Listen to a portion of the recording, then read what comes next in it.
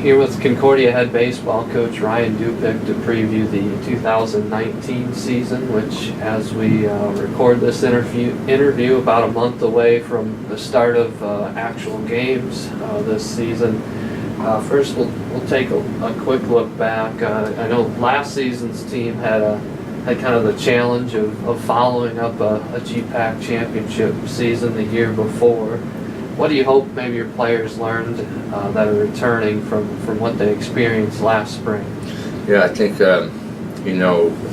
having, as you mentioned, followed up the previous season, I think there was as much as we had tried to talk about it, I think it's challenging for everyone to not feel like at a certain point that it'll just keep right on going and keep continuing the success that we had in 2017. And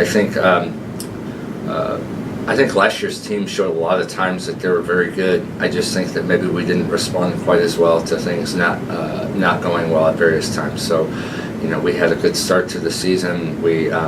I think we're like 12-6 or something at one point. We won our opening conference games. We beat Ozarks, who has a really good program. Have high respect for them. And then we kind of went through a little bit of a dry spell and just didn't seem to really come out of that quite as quickly as the previous team had. And I think when I look back at the 2017 team, we just were playing a lot more upperclassmen, specifically in terms of the position players and the guys who were really dealing with that failure more as far as hitting and things like that and defense and stuff like that. So, I think just a year under their belt and having went through all of that stuff, I think should provide them a little bit more peace and experience as they know how to deal with the ebbs and the flows of the season. Now, during the fall practice season, you brought up the introduction of a new leadership group, which is something different for this program. What do you think has been accomplished now to this point with establishing that group? Well, I know first it's really helped me a bunch in terms of staying in contact with the players and knowing really what's going on and keeping a pulse of where our guys are at. I think it's allowed them a sense of leadership and a stronger voice and ownership within the program, and I think we've seen that really well. I have so much fun going to practice with these guys. They are just so much more organized and have such a greater sense of passion for what we're doing, and I think that really stems from a foundational piece of just hearing them a little bit more and making sure that we're gathering the input and the feedback that they can provide us. So I think it's provided a great sense of power and ownership for them. They've really run with it, and we've had terrific leadership by guys within that group and also guys outside of it. It's really spread amongst our program. You had talked about the players identifying maybe a need within themselves for better leadership after last spring. How much of a factor is that going to be in what kind of success you can have this season? Yeah, huge factor. I think it's often hard to look at things like that because it's so hard to quantify. And I think we're in an age now where we want to quantify everything, and I don't know how to quantify leadership. It's at least from a process perspective. But when I look back at the teams that have been successful that I've been fortunate enough to be a part of, they've had pretty good leadership from guys, and so I think it's going to be a big deal as we move forward, and I think it'll keep us in better alignment and more on the same page amongst coaches and players, and it's really created a sense of family and an understanding about that we can kind of humble ourselves and know that we're all trying to solve these problems together, and we're one team trying to do it, and nobody has all the answers, so we need to utilize all of the strengths of the various areas of our program and all the resources that we have to do that. You gave some pretty high praise to Wade Council in the fall when we talked, not just for what he means on the field, but the other things that come with it too. What can you say about how he's continued to evolve since he arrived here? Yeah, well, he hasn't messed up yet, so I still like him. No, he's, I think sometimes maybe coaches can get too much credit. He was a pretty high character young man and had a lot of things figured out before he came here. And I've seen him evolve in terms of he just has a better understanding about people. He already did coming in, had a really good grasp of that. he was always the type of guy that people kind of flocked to, and he connected really well with a variety of different people. And I think over time, he's just become even more aware of that and aware of the types of things and reasons why and how he can utilize that to further advance the relationships in the program and the goals that we have as a program. So from a leadership perspective, there's just such a high degree of trust, and he's improved a lot as a player. You know, he's gotten so much stronger and has become a better athlete. He's driving the baseball better. You can even see that from his freshman to his sophomore year, and I think that's continuing. So, and I think this year we probably have the best grasp of any year since he's been here about how exactly we handle and manage him, because he's somebody that does a lot of different things pretty well, and so we have to try to figure out how to manage that as far as practices and time and his body, and we seem to have a better grasp of that moving into this season. I know last year there were some freshman position players that had an opportunity to make an immediate impact.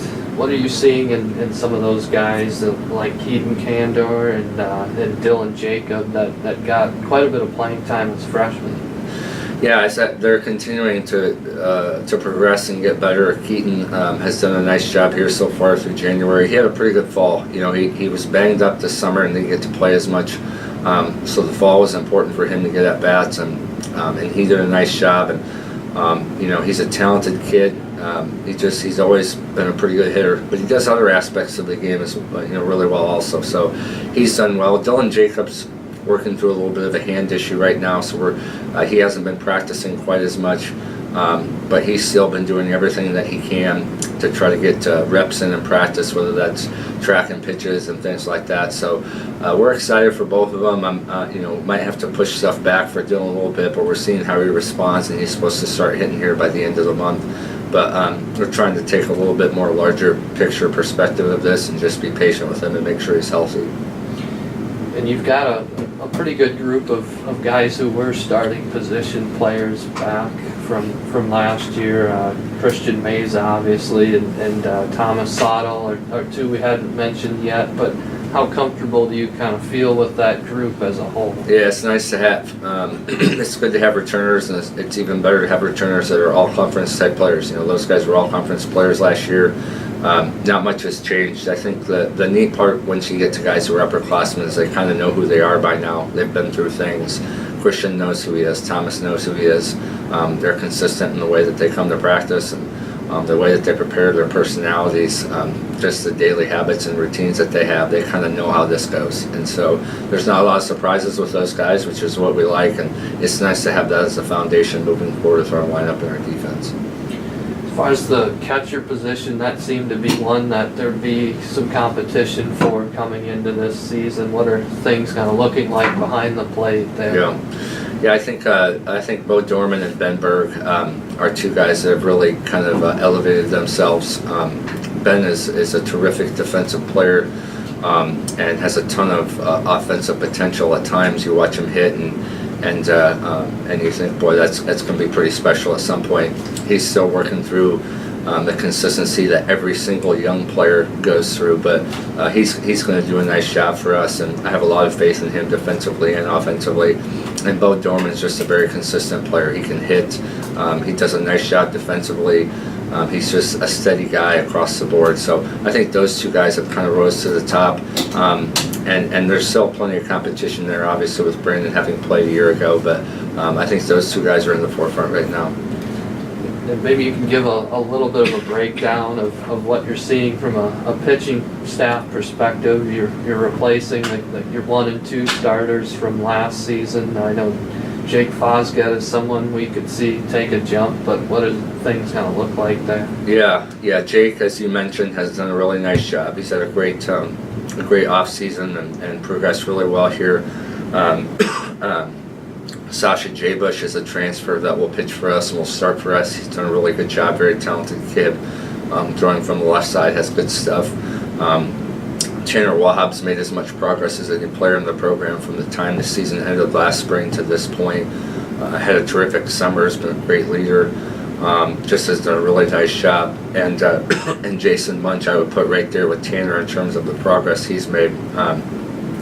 Just very clear about where he's at right now, knows what he needs to do to be successful, has been working really hard and seeing good progress. So I think from a starting rotation perspective, those guys have really put themselves above the others at this point. Getting back to something you brought up a little earlier, as far as some things in the sport are not easy to quantify, but baseball is one of those sports that has so many numbers that you can pay attention Yeah. to. But how do you try to integrate that in with your decisions that you make, and how do you look at things that maybe are a little bit more intangible? Yeah, it's a great question. It's a never-ending problem to solve, but we actually met as a program. One thing we've been trying to do, we have such great trust in our players this year, and they've done such a terrific job that we're trying to provide them the information just to create a little bit more meat and backbone to what we're trying to do on a daily basis. So last week we met as a program and showed them some of the, I guess, quantitative information that we've accumulated over time and why we really feel these are the areas we need to focus, just to try to create everybody, being in the right mindset as we move forward with practices and trying to focus in the right areas. And then I think with that, the qualitative stuff will never go away either. There's always going to be a piece of that that's hard to measure, but sometimes there's just a gut feel. And with this team right now, I just have a great gut feel. And I think part of that is, when you come to practice and you have a bunch of guys that enjoy being around each other and they're all trying to improve and get better, there's really not a whole lot else I can ask other than that. And that's what makes it fun for me, and that's what I think makes it fun for them, is you have a whole bunch of people supporting one another as we try to do something as a group and keep getting better. And that's been the fun part here so far. Now, you did get one first place vote in the conference Yeah. poll, but you're a little bit maybe more off the radar this preseason. Is that a good thing for this particular team? Yeah, I think it's a fair thing. I think we finished tied for 6th in the league last year. We were picked 5th. I think most years we've talked about that year after year. Most years those predictions are more or less based on where you finished year before. You may find a team or two based on graduation or something like that might drop or raise based on who they're bringing in. But we're about right where we probably ought to be based upon how we finished a year ago and how that process works in terms of where we'll actually finish. I expect we'll be better than that. That's the expectation of our program. I think our players most certainly want to be better than that. But I think with all of that said, I'm just kind of focused on today. We'll just try to do better today. I want to have a really good practice today. We'll go from there, and if we have enough of those, that stuff will take care of itself. Well, this is kind of, I guess, along those lines, but of course you want to get back to winning a conference championship. Everybody wants to do that, but where is this team kind of in the process of truly believing it's that type of team again? Yeah, I don't think that ever went away from this group, and I don't think it ever went away from our program. I think we felt like that's kind of the end goal, and that's the results we want, but maybe we need to reevaluate what we've been doing and what our process is like, and really the types of commitments and daily habits we need to have to do that. And I think that this team's done an outstanding job of that. That's why they're so fun to be with, is they've been very open and wanting information and wanting to learn and wanting to improve. And so I feel like we're certainly on the right track to be a competitive team. It's just a matter now of going and playing and continuing to get better. We've still got another good, a little bit over a month before we play. We've got a lot of time to continue to improve, and we're just trying to keep it a day at a time and try to get better.